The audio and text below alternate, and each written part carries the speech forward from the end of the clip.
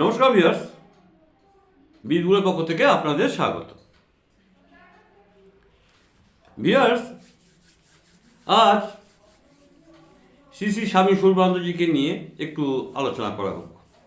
আমি তো অনেক আলোচনাই করেছি,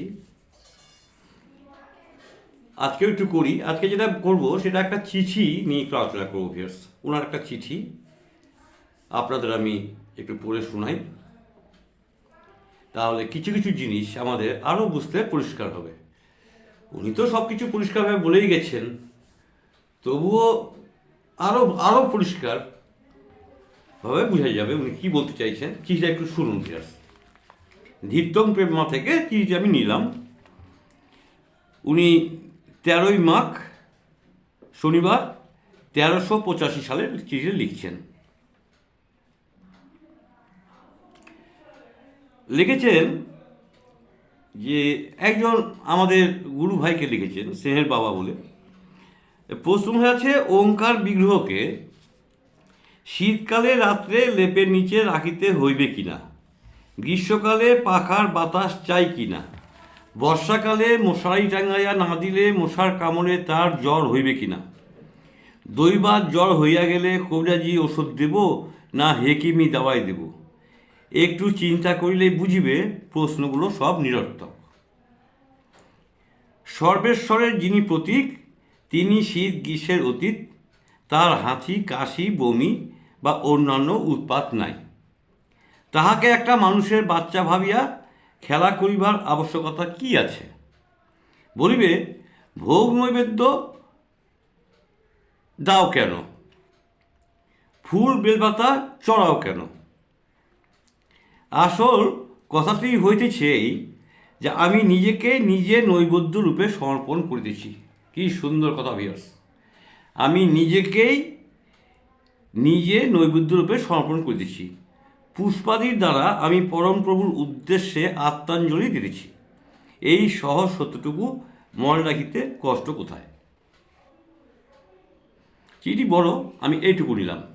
অর্থাৎ আমরা ভিউয়ার্স যে ফুলটা দিই বা ভোগ নৈবেদ্য যেটা দিই, সেটা কার জন্য দিই?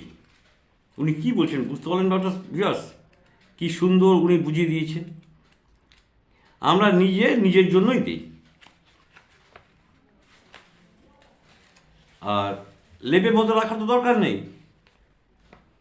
ওঙ্কারকে। উনি তো পরমেশ্বর,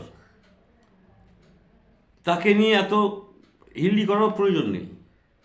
তিনি তাঁর বেরিয়ে থাকবেন। তারপর আরেকটি প্রশ্ন একজন করেছিল যে আমার নিকটে দীক্ষিত না হইলেও কোনো ব্যক্তি সমবেত উপাসনা পরিচালনা করিতে পারেন কি না? পারেন, তবে শর্তাধীনে। কিছু শর্ত রয়েছে। উপাসনা পরিচালনের যোগ্যতা, দক্ষতা, অভিজ্ঞতা, আগ্রহ এবং ভক্তি থাকলে তিনি তাহা পারেন, ইহাতে বাধা নাই। যেখানে লং প্লেয়িং রেকর্ড আছে, আমাদের তো ক্যাসেট বাজি তো আমরা করি, রেকর্ড আছে, সেখানে উপাসনা পরিচালনার জন্য অন্য লোকের প্রয়োজন কি? আমরা তো এখানে রেকর্ডের সঙ্গে মিল রাখিয়া প্রত্যহ সমাবেত উপাসনা করিতেছি। অর্থাৎ কলকাতার কথা বলছেন।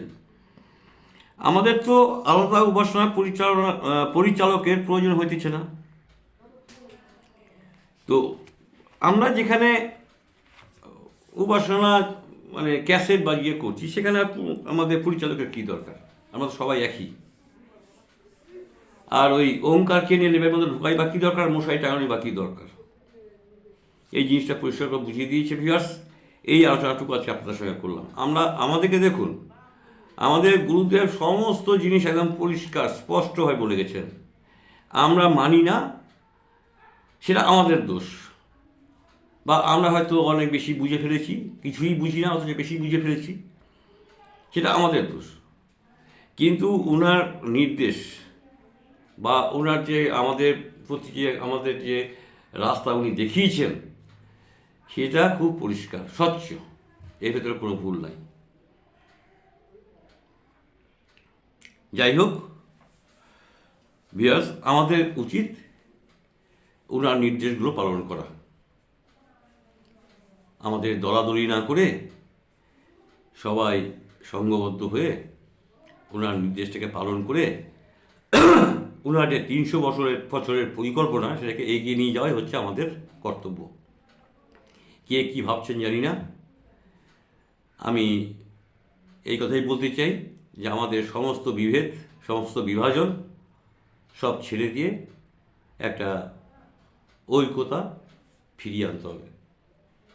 না হলে কিন্তু বাবা মনির সমস্ত কাজ অসম্পূর্ণ থেকে যাবে। সুন্দরভাবে বুঝিয়ে দিয়েছেন উনি, আর এরপরে কোনো আলোচনা থাকতে পারে না। আপনারা সবাই ভালো থাকবেন ভিউয়ার্স। আমার গুরুদেবের চরণে শতকোটি প্রণাম জানাই। আপনাদের আমি বুক ভরা ভালোবাসা জানাই, জয়গুরু সম্ভাষণ জানাই। যারা আমার গুরু ভাই বোন নন, তাদের জন্য শুভেচ্ছা রইল। আবার আগামীতে অন্য টপিকসে দেখা হবে। আজকের মতো